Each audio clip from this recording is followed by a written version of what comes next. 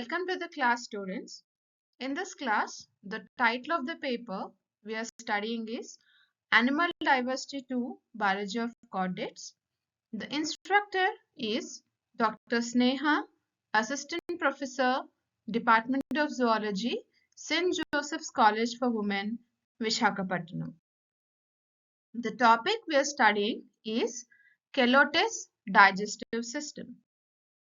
Contents includes the structure of alimentary canal, digestive glands, food and feeding mechanism of Calotes, and the process of digestion. The learning outcomes of the topic Calotes digestive system, you can able to identify and label the major organs of the digestive system in Calotes through the diagrams.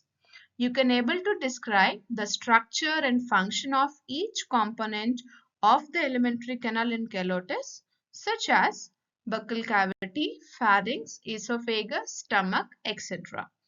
And you can able to explain the process of ingestion, digestion, absorption, egestion in Calotes, highlighting its unique adaptations.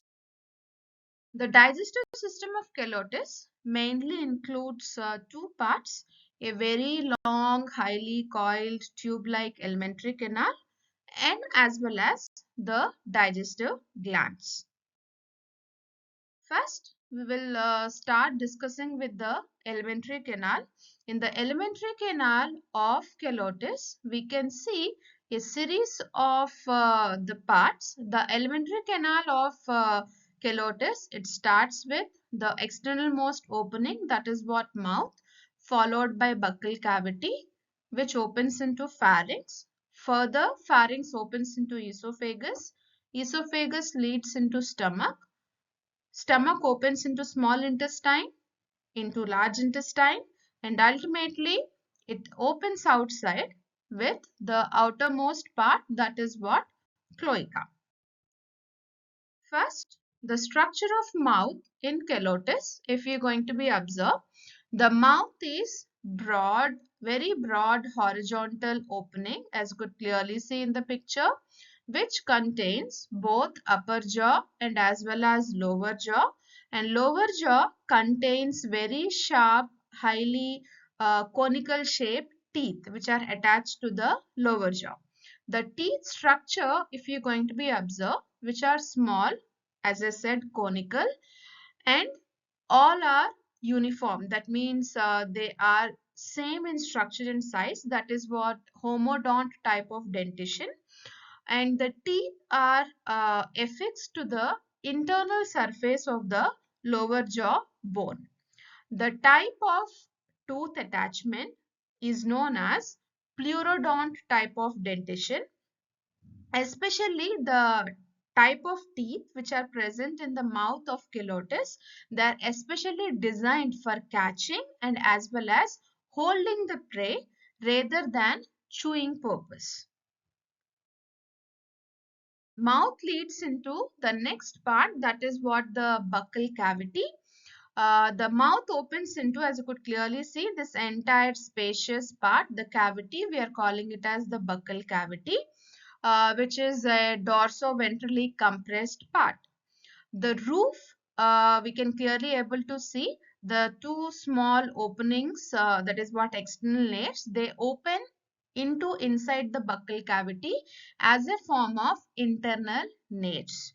On the floor of the buccal cavity, we can able to see a very narrow, long, fleshy tongue-like structure where I am pointing out. That is what a very long, protrusible, bifurcated tongue is basically located attached to the buccal cavity floor. The buccal cavity next opens into the pharynx, which is basically a posterior part of the buccal cavity. This area, as you could clearly see, right? That is what the pharynx region. The pharynx contains two lateral openings for eustachian tubes, a very wide opening at the back called gullet, which leads opens the pharynx into the next part, that is what the esophagus. The esophagus, as you could clearly see here, the very short but straight, the narrow tube, that is what present exactly after the pharynx. The esophagus runs through exactly the neck, which is positioned behind the trachea, and leads that narrow tube into the stomach. The stomach is, if you're going to be observed, it is a very highly muscular cylindrical tube, which is highly expandable, highly muscular. As you could clearly see, which is present a sac-like structure here. So that is what the stomach. In Calotes, the stomach is not clear-cutly divided into cardiac and pyloric sections. Okay, but the posterior pyloric part of the stomach that actually connects to the next part, that is what small intestine. And here the opening where this pyloric part is opening into small intestine area, that is actually guarded by a valve or sphincter, that is what pyloric sphincter. So next comes is small intestine.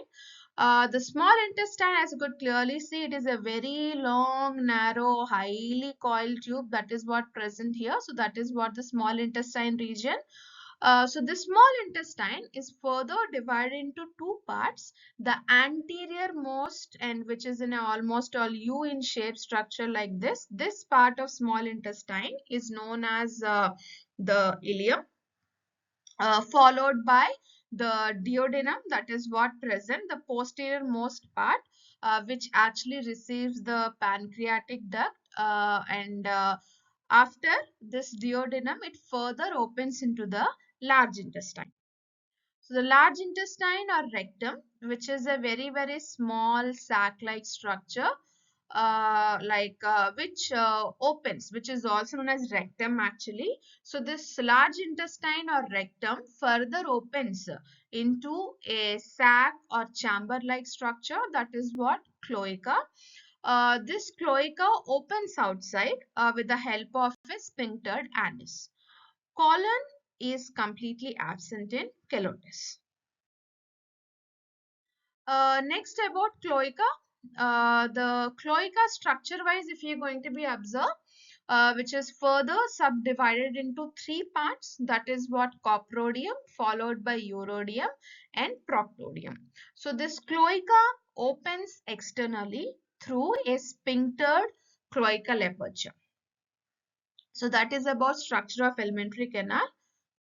Next comes is the digestive glands. So in Calotes, we can able to be observe various types of digestive glands which are located in the buccal cavity region, followed by stomach, and as well as near the stomach also. Likewise, mucus glands, salivary glands, gastric glands, pancreas, intestinal glands, and liver.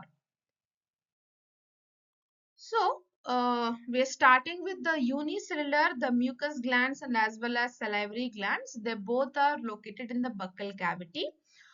Coming to the structure of liver, the liver is very large, which is bilobed structure, the left lobe and right lobe, which is a brownish gland. That is what located on the dorsal side of the stomach, exactly behind the heart. The gallbladder, which is a small rounded sac located exactly at the lower point of the right liver lobe, it actually stores the bile which is produced by the liver cells. So the bile duct originates from the gallbladder. It connects to the upper part of the duodenum. Next, digestive gland is pancreas, which is a whitish elongated structure located exactly in the middle of stomach and duodenum. The pancreas opens into the duodenum by a pancreatic duct, and pancreas actually secretes pancreatic juices, which actually contains a combination of enzymes. Exactly the three enzymes which are present in the pancreatic juice is trypsin, amylopsin, and lipase. The inner wall of stomach also contains the gastric glands, which actually secrete the gastric juices that contains the digestive enzymes such as pepsin. And even stomach also contains some other parietal glands also on the in its wall, which secrete HCl or hydrochloric acid.